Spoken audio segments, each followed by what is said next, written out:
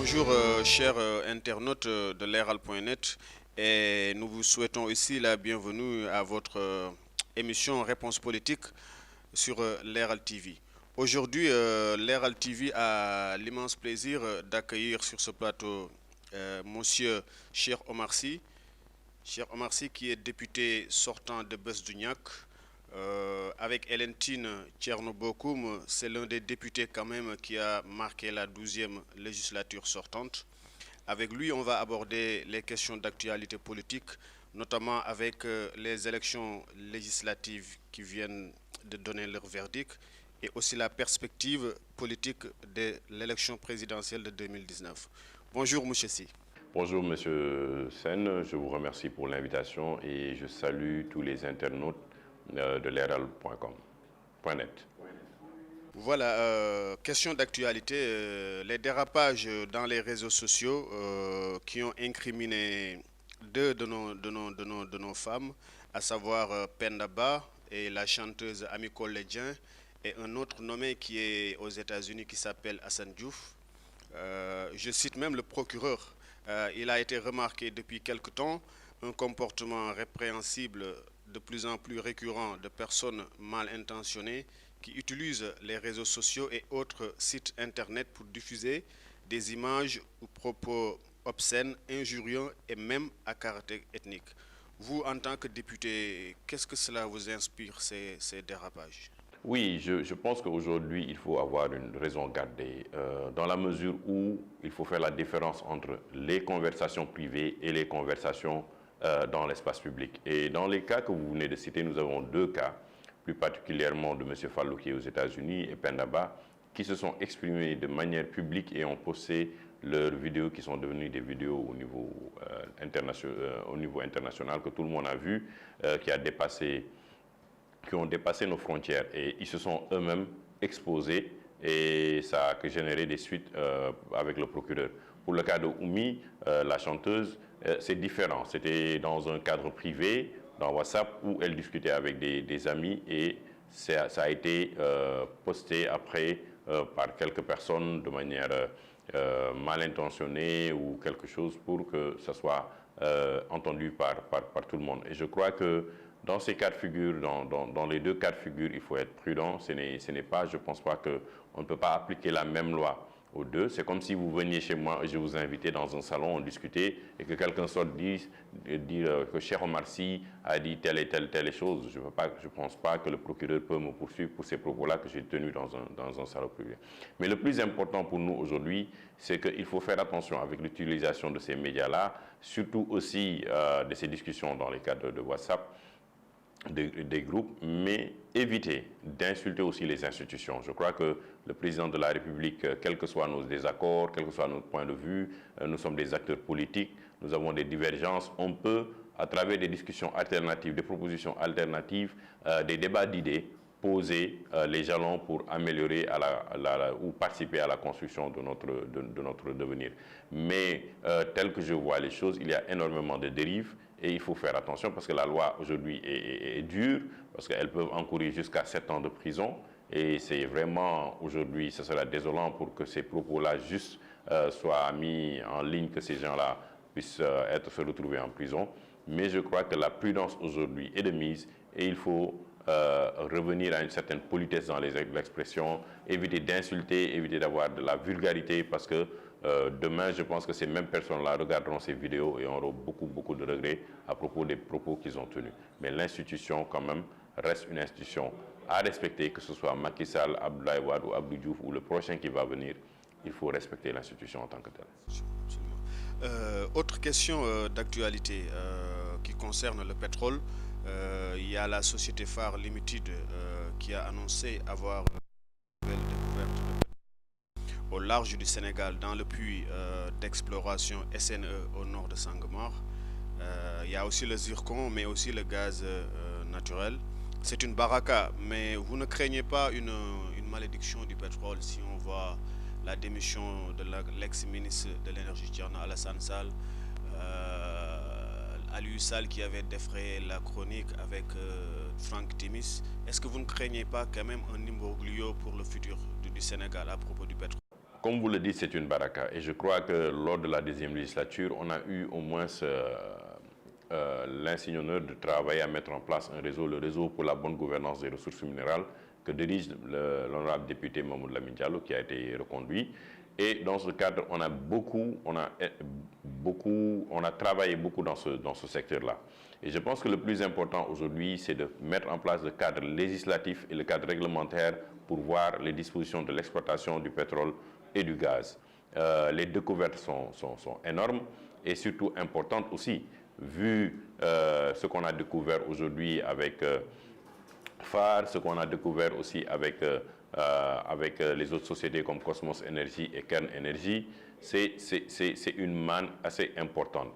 Maintenant, c'est voir pour les contrats, pour la 13e législature par exemple, le défi c'est de voir comment faire pour que ces contrats-là passent à l'Assemblée nationale, que le député puisse faire le suivi et l'évaluation de ces lois-là avant que les contrats ne soient signés. L'État ne peut pas tout seul prendre la décision à travers une signature, même si c'est le ministre de l'Énergie, même si c'est le Premier ministre, même si le président de la République. Le pétrole et le gaz restent un bien public. Et je crois que quand on parle de bien public, on parle d'élus qui sont là, qui représentent tous les Sénégalais, 165, qui ont un droit de regard sur ces ressources-là que nous appartiennent tous. Et ces droits-là, avant de signer un contrat de 25 ans ou 35 ans, il faut qu'ils passent par des commissions à l'Assemblée nationale. Et je crois que j'avais même préconisé qu'on mette en place une sous-commission qui s'occupe des questions minières, mais une sous-commission qui s'occupe aussi des questions pétrolières et gazières. Et dans ce dispositif-là, on a le COS que le président a mis en place, le comité d'orientation. Et il faut aller prudemment et de manière avec une bonne planification pour voir comment ces ressources-là vont être utilisées pour le bien du pays, pour le bien du Sénégal, pour le bien du développement de notre pays. Il ne faut pas se précipiter, mais je pense qu'il y a beaucoup de benchmarking aujourd'hui qu'on peut faire et tirer des leçons des pays qui ont découvert le pétrole et surtout mettre un cadre réglementaire et un cadre législatif qui puisse protéger ces ressources-là pour l'avenir aussi. Pour l'avenir du Sénégal. Parlons maintenant du processus électoral qui vient de s'achever, la refonte du fichier, l'écueil Abdoulaye Daouda Diallo, le scrutin qui a été aussi marqué par des couacs. Aujourd'hui, avec le recul, comment analysez-vous tout ce processus? Oui, mais tout ce processus aujourd'hui, avec du recul, on l'analyse pour dire qu'il faudra nécessairement que tous les acteurs, la société civile en premier, l'État, l'opposition, qu'ils se retrouvent autour d'une table pour discuter du processus électoral. On a remarqué qu'il y a eu beaucoup de couacs. On a vu aussi des décisions qui ont été prises à la dernière minute. Le Conseil constitutionnel qui a été saisi à 4 jours des élections. Le problème avec les cartes d'identité et le dysfonctionnement que ça a créé le jour des élections. Les gens sont venus, ils se sont baladés de bureaux de vote dans différents bureaux de vote pour regarder, pour essayer de trouver vraiment leur carte d'identité ou le bureau dans lequel ils vont voter. Et beaucoup de Sénégalais ont été rejetés. Je pense qu'il est essentiel aujourd'hui de revoir le processus électoral, de voir le fichier. Aujourd'hui, on est à 6 millions. Quel est le fichier réel sur lequel on est en train de se baser? Mais surtout aussi, il faudra repenser même le système d'élection et de représentativité des élus. Aujourd'hui, à Dakar, si vous dites Benno Bokk Yakaar a gagné avec 2500 voix de plus, ça veut dire que dans une démocratie normale, il y aurait eu un deuxième tour entre le premier et le deuxième, et il y aurait une meilleure représentativité. Ça veut dire que 3% des Dakarois seulement ont voté pour élire une Assemblée nationale. Et ça pose un problème. Vous allez à Guédiawaye, il y a le même problème, c'est 36%, à Pékin 36%. Donc le deuxième tour devient aujourd'hui une nécessité pour une représentativité réelle au Sénégal. Mais le problème aussi, c'est même dans les chiffres. Vous avez 49% pour le Benno Bokk Yakaar et qui se retrouve avec 125 députés. Ça veut dire qu'avec moins de 50%, ils ont presque 80% de l'Assemblée nationale. C'est le fameux Raw Gadou. Oui, c'est le fameux Raw Gadou qui n'a aucune logique réellement, parce qu'avec le chiffre elle-même sonne dans la tête des Sénégalais comme quelque chose d'incongru. Et le Raw Gadou pose problème. Je pense qu'aujourd'hui... Mais c'est bizarre parce que même Macky Sall avait dénoncé ce Raw Gadou quand il était dans l'opposition. Oui, vous savez, le problème avec ça, c'est que quand on est dans l'opposition, généralement, on a tendance à voir des choses en disant que ce n'est pas normal. Mais aujourd'hui, ce qui n'est pas normal, dans ce processus électoral-là, ce ne sont pas seulement les acteurs politiques qui doivent changer ça, mais la société civile doit être plus exigeante envers les acteurs politiques pour avoir un système démocratique juste et transparent et représentatif.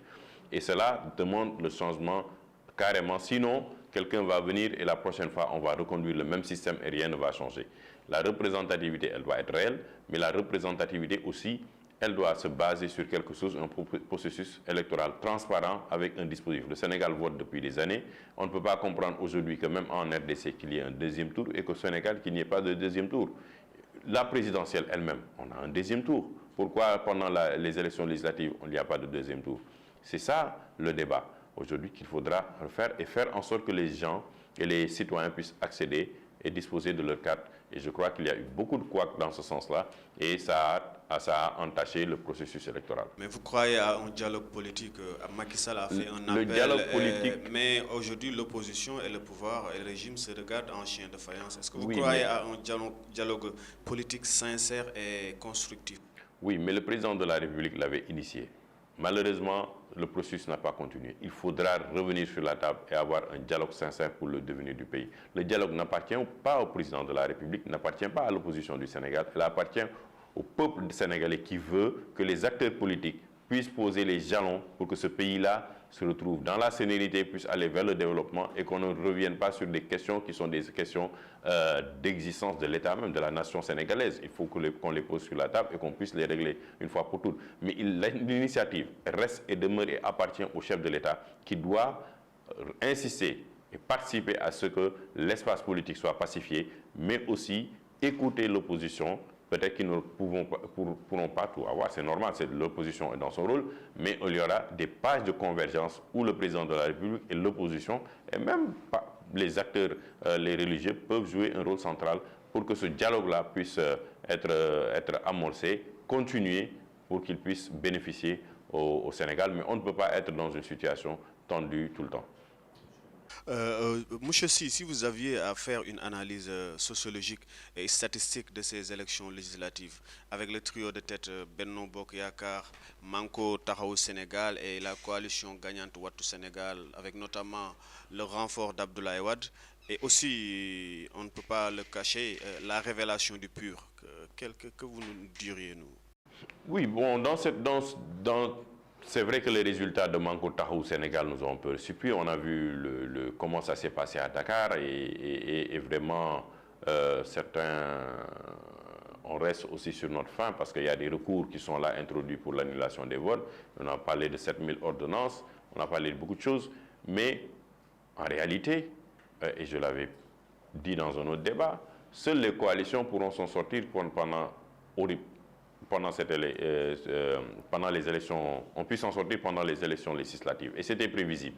Vous avez le Benno Bokk Yakaar qui est composé de plusieurs partis politiques, et pas des moindres, et des mouvements. Et vous avez aussi à côté PDS qui devait se renforcer avec une coalition. De l'autre côté, il y avait une coalition alternative au Manko Taxawu Sénégal.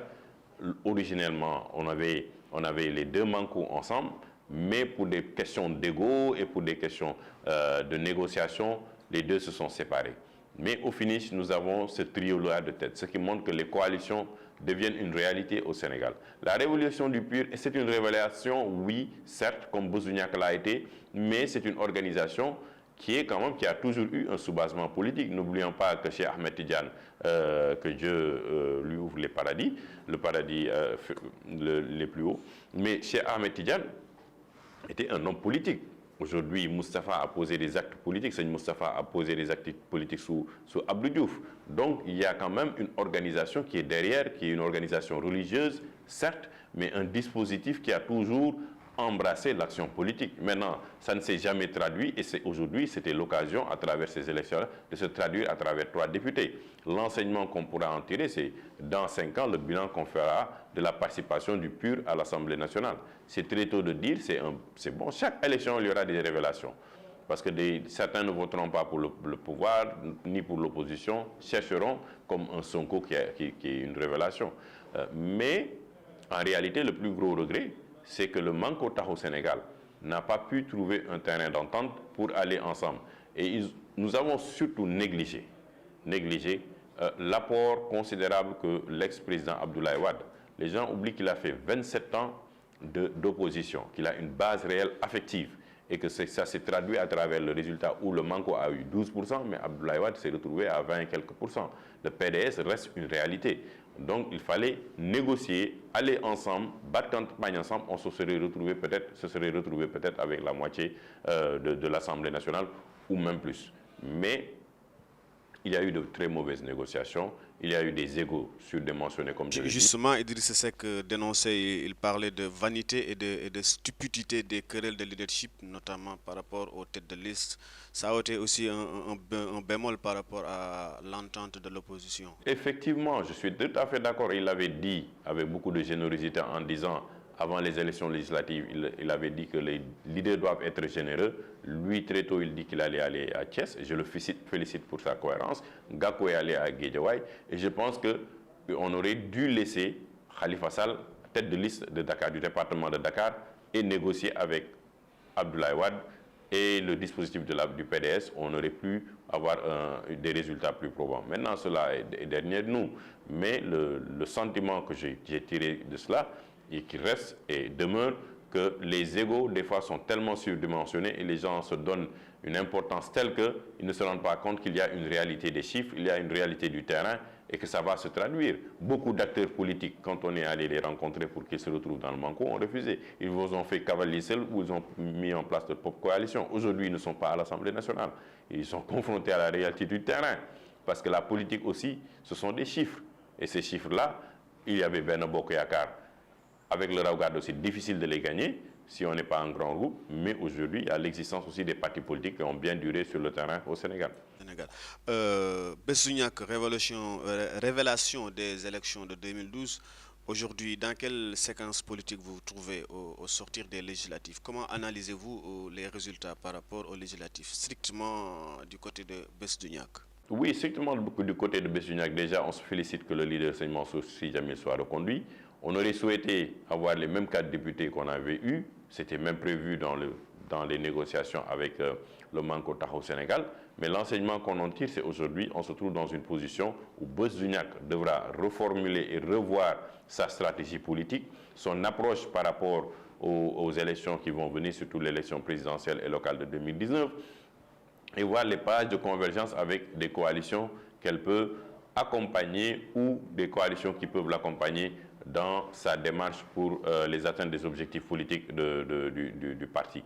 Et je pense que nous restons quand même un parti d'avenir, il y a énormément de jeunes, il y a un concept derrière Bessouniak, il y a le manifeste, et je pense qu'aujourd'hui, avec les négociations, il faudra nécessairement discuter avec Bessouniak pour pouvoir préparer les élections de 2019.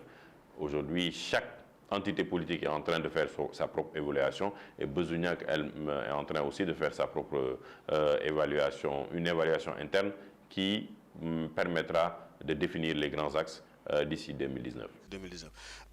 Khalifa Sall, en tant que figure de proue de Manko Taxawu Sénégal, a perdu Dakar, la capitale sénégalaise. Il y a aussi l'absence de ses lieutenants sur les 7 sièges de la proportionnelle. Donc on dit que quelque part dans la stratégie d'investiture, il a été berné et plumé par Idriss Seck et Malick Gakou et les autres qui ont tiré leur épingle du jeu sans être en avant comme il l'a fait. Oui, mais est-ce qu'aujourd'hui, Manko Taxawu Sénégal, même si Idrissa en 2012, il avait plus de 2 députés, je le rappelle, il y avait Serno Bokoum, Samba Bathily, Maguette Mbodj et d'autres, il avait plus que ça. Aujourd'hui, est-ce qu'avoir 2 députés, est-ce que c'est berné? Bon, Malick Gakou a eu 2 députés, mais il a perdu Guédiawaye. Est-ce qu'aujourd'hui, moi je pense qu'objectivement, il faut le dire, Manko s'est retrouvé avec la stratégie, elle a été faussée. Il faut que les leaders acceptent de dire que nous avons mal négocié, que nous avons mal travaillé pour pouvoir tirer les conséquences et avancer et pouvoir de manière très froide, objective et scientifique les dispositions pour mettre la mise en place d'une stratégie pour aborder les élections de 2019. Mais dans le fond, nous sommes tous perdants. Nous sommes tous perdants parce que nous n'avons pas voulu négocier dans une logique d'aller ensemble, gagner ensemble, être en commun. il y a eu toujours ces égos-là qui sont venus sur la table et chacun disait que c'était moi, je devais diriger la liste, je devrais. Et au final, on s'est retrouvé avec peu de députés et nous n'avons même pas un groupe parlementaire pour avoir un impact réel au niveau de l'Assemblée nationale. Aujourd'hui, soit le Manko se retrouve avec Ouattou et crée un grand groupe au niveau de l'Assemblée nationale et même présidentielle, et même dans ce cadre-là, il faudra nécessairement négocier avec le président Abdoulaye Wade, qui reste quand même quelqu'un d'important dans le dispositif électoral au Sénégal jusqu'en 2019. Aujourd'hui, pas peut-être juridiquement, mais l'avenir parlementaire de Khalifa Sall. C'est un député qui est en prison. On appelle même le député de Rebus. Comment vous appréhendez son avenir politique à l'Assemblée nationale?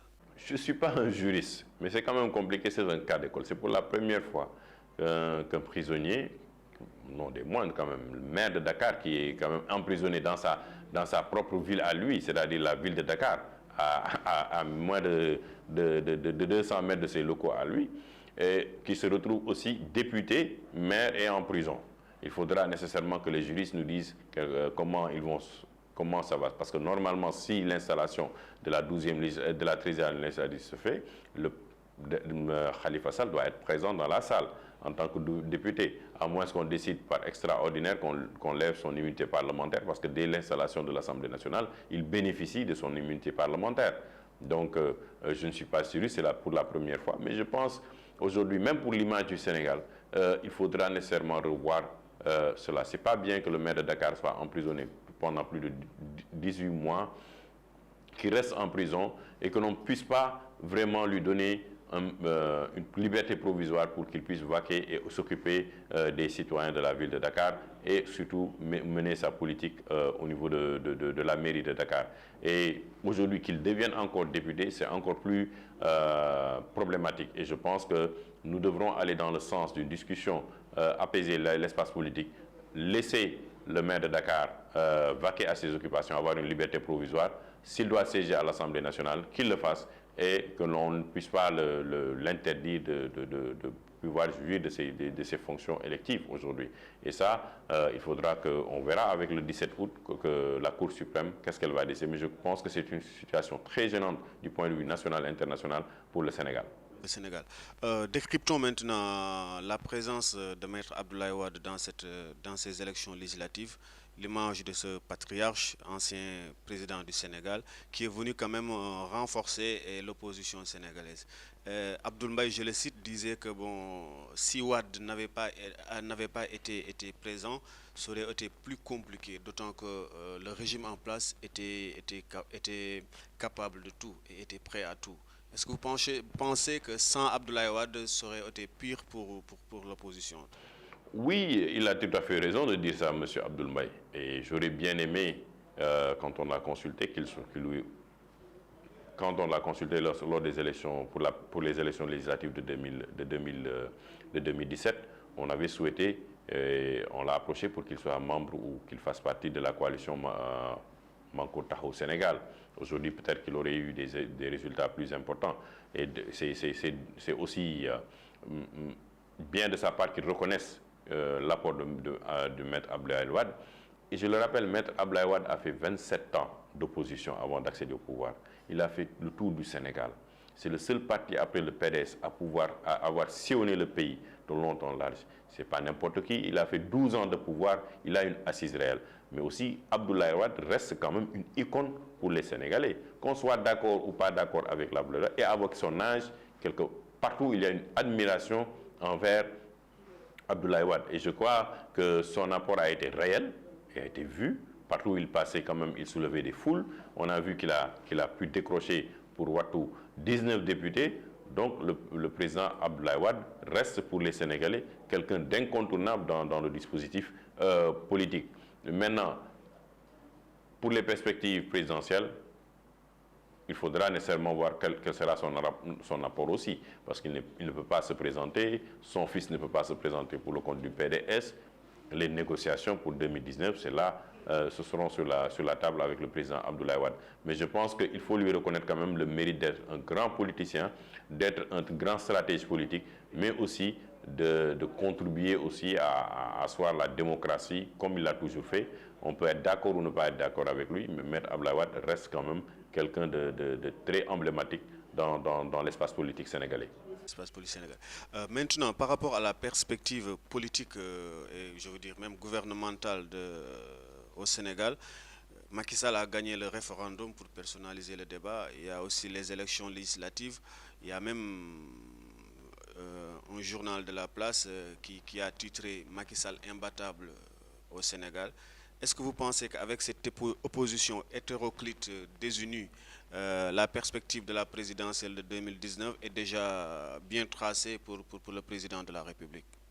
Tout dépend de ce que l'opposition fera d'ici 2019. Est-ce qu'ils seront assez humbles, assez réalistes et mettront leurs égos, arriveront à retenir leur ego pour discuter de manière très objective sur la stratégie pour 2019. Sinon, certainement, Macky Sall pourra remporter facilement les élections de 2019. Mais il faut avoir une lecture aussi des résultats. Macky Sall, en 2012, c'était 65% des Sénégalais. Avec le référendum, bon an, mal an, c'était 63%. Aujourd'hui, avec l'Assemblée nationale, c'est 49% des Sénégalais. Donc, il y a un défi réel de se maintenir au-delà de la barre, des barres de 50% pour les élections, pour passer au premier tour en 2019. L'opposition a une opportunité de se retrouver autour de la table, trouver un candidat très tôt, un candidat crédible, un candidat qui puisse porter les aspirations, par exemple, des assises nationales pour les réformes institutionnelles qui sont très importantes pour ce pays-là et pouvoir aller battre campagne très tôt pour les élections de 2019. Si l'opposition arrive à trouver un candidat bon, qui puisse être vraiment consensuel, je pense que Macky aura en face de lui quand même une organisation qui peut le gêner pour 2019. Autrement dit, je ne vois pas avec une opposition où on aura peut-être 6, 7, 8, 10, 20 candidats, et si ce sont des grands potentiels candidats, comment ils pourront gagner les élections. Il y aura l'effritement de l'électorat, mais Macky Sall pourra passer. Mais ce qu'il faut faire, je pense, pour les Sénégalais, c'est pas seulement dire qu'il faut faire quitter Macky Sall ou changer de président en 2019, c'est de voir le programme qui sera proposé par l'opposition pour transformer le pays, surtout renforcer les pouvoirs institutionnels de l'Assemblée nationale, de la justice, réduire les pouvoirs de l'exécutif et vraiment revoir le système de l'appareillage au Sénégal politique pour pouvoir permettre au pays de se développer et de ne pas être tenu seulement par un chef de l'État. Une dernière question. Est-ce que Serigne Mansour Sy Djamil a des ambitions présidentielles dans la perspective de 2019? 2019, c'est dans 1 an et demi. Donc les ambitions sont là. Bezouniac a des ambitions, Serigne Mansour Sy a des ambitions. Je pense qu'on est dans l'espace politique, comme je le dis. Maintenant, reste à savoir qui sera le meilleur candidat. Il l'a déjà développé dans Bezouniac et dans le manifeste. L'essentiel pour nous, c'est de trouver la personne qui porte le projet, qui puisse l'exécuter. Et nous avons été toujours membres des assises nationales. Et je crois que jusqu'à présent, les assises nationales ont fait une bonne offre aux Sénégalais. Reste maintenant à faire tout pour qu'ils puissent être adaptés.